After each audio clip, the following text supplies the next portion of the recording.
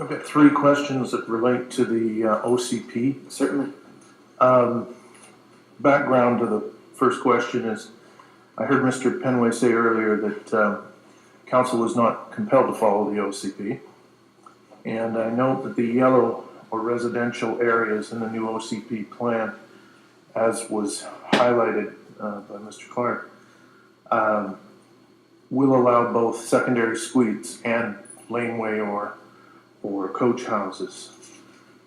Question is, when the bulk of the local area in a, let's say, Grand Boulevard community footprint oppose the exploitation So, Mr. Morris, the idea of what this is for is to what happened. We're going to be going out for public input on that.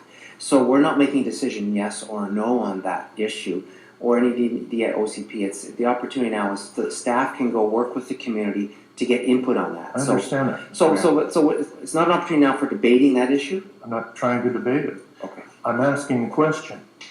Can I ask the question? Well, I need your question. There's no I just need your question. When the community comes to you and says, we don't want that in our neighborhood, are you going to ignore them and grant it to a developer anyway?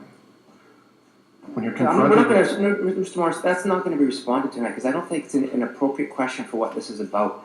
This is not to debate the issue. Staff will have, there'll be a lot of opportunity for members of the community to discuss that. And council will, I can't speak for all members of council, they'll have to make a decision at the time when it comes back for public hearing and adoption.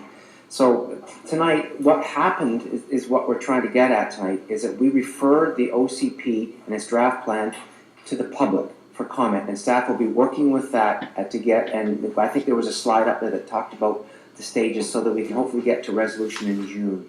So that's the best answer that we can give you on that one. I don't know why you have a question for you. Has the OCP looked at statistics involving the size of living space and the number of people that are in a we're not to debate the issues. The opportunity tonight for this. I wasn't debating it, I was asking a question.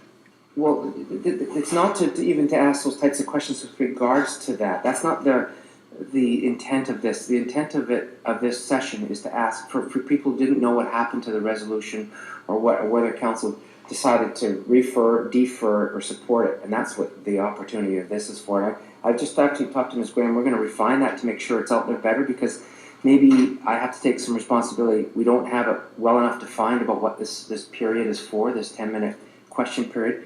It used to be, and we're going to do some research about just sort of what happened with the issue. It's not to go over the issues that council has debated and discussed.